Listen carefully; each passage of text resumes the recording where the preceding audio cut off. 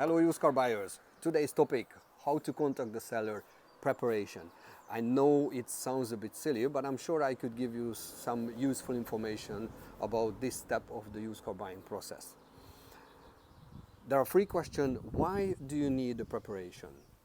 What should be on the list of preparation, and what's the most important element of the list of preparation? That's the three questions we're going to talk about. Remember that we at Confident Car Buyer, our aim is to improve your knowledge about used cars. We want to be at your confidence to help you to buy your next used car with confidence and be in control of your future finance.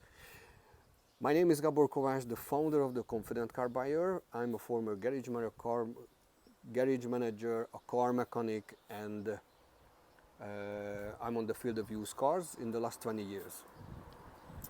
Guys, just want to ask you, if you think these informations are useful, please don't forget to like this video, share this video, like our page, join to a group if you are more interested in the process of how to buy a used car. We have more videos within the group. But let's get to it. So why do you need the preparation?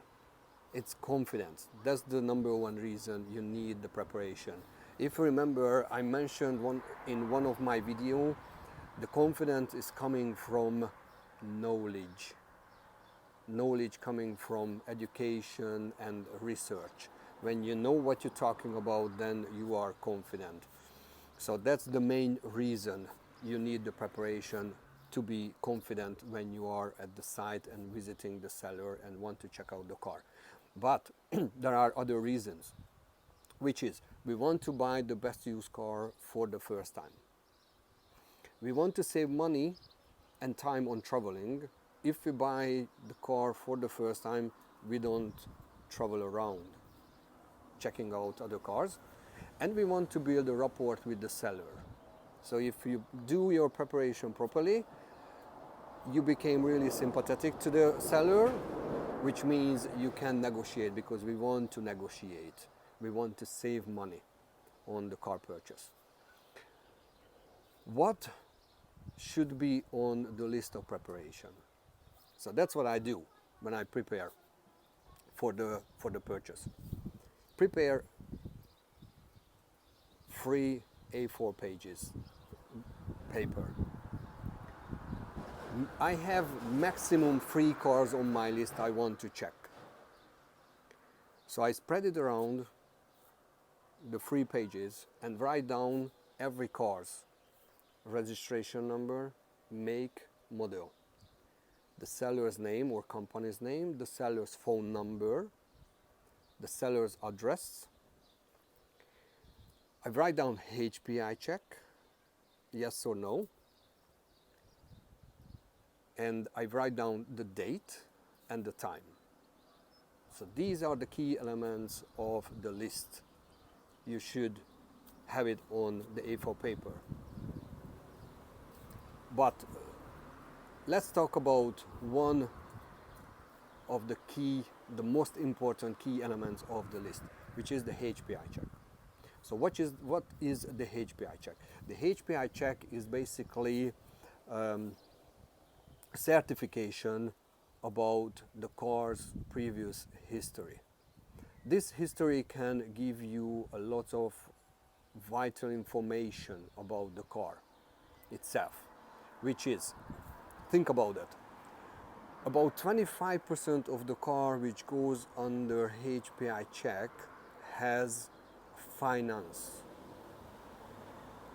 About 4% of the cars which goes under HPI check is written off. And about 30 cars is stolen every day in the UK.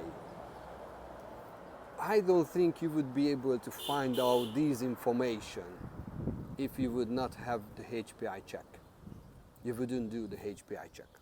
So these are really, really critical information you have to know before you would check out the car. And this is the preparation, what we're talking about. So we will not go and check the car before we have all these information at hand.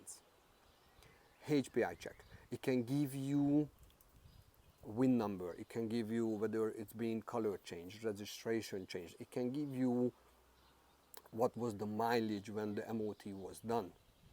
And why this is important? Because you can check the MOT, you can check the mileage against the car's service booklet and of course the car. Don't do the HPI check without VIN or chassis number check. When you have it on the certificate, then you can check it against the car. So it's really important. So you can make sure everything is match up. The car with the MOT certificate, because the MOT certificating showing the mileage. So you have the car itself as a mileage, you have the MOT certificate, you have the HPI check. And of course you want to find out whether the car has been crashed, repainted, written off, stolen, or outstanding finance. So most of the time the dealers are willing to provide the HPI check. Sometimes it's a basic, but they're willing to provide. If it's a private seller, they might not. So that's why we keep the HPI check yes or no on the list, because you can ask the seller whether he's willing to provide one. If he's not, then don't leave the house without do the HPI check. As soon as you have it on your hand, you can do your homework over dinner. You sit down and then you check everything. When you have all these on the table, then you're ready to call the seller. You put the one on the top, which car you desire the most, and then you call the seller. Of course, if you want to take the day off, then you want to make sure you check one or two cars on the same day. So when you know the date, you can call the seller. Please focus on her or his name so you can write it down. Remember, it's on the list. Because when you call them by their name, when you got there, you start to build a rapport. You might be able to build a short friendship with them, so you will be able to negotiate. So when you call the seller, you remember their name, you write it down, you can ask them again just to make sure you remember their name. And then you can ask them for whether there is a HPI check provided, and then you can ask them on that specific date, 15th of July at 10 o'clock, whether it's suitable for them to go and check the car. If they says yes, then you put the tick and you know the second one, which is it's gonna be around 12 o'clock. If you need to travel from one place to another and you need about 1 hour or 45 minutes to check the car properly. So at least you know that the second one is gonna be 2 o'clock, 1 o'clock, 12 o'clock, is dependent on. And then the third one again. So basically you have prepared everything. You have the list on your table, you know when you're going to check the car out. Again, why this is important? You became confident because you know what you're doing. You will not let your emotion kicks in. You know exactly what's in front of you. You can take it with you and then you can check everything before you go in and check the car. Okay? So this is all about the preparation. I could go into more depth, but I have another video coming up. So guys, if you think it was useful, please give me a thumbs up, a wow face, a heart. Don't forget to like this video, share this video. The next one is going to be about what you should do before the visit. So still I can break it down into little steps. So that's what we're going to talk about in the next video. Guys, really appreciate you were here. Thank you very much for watching. If you have any question, don't forget to ask me anything. You can reach me. Take care of yourself, drive safe, have a good weekend, and I'll see you in the next video. Bye guys.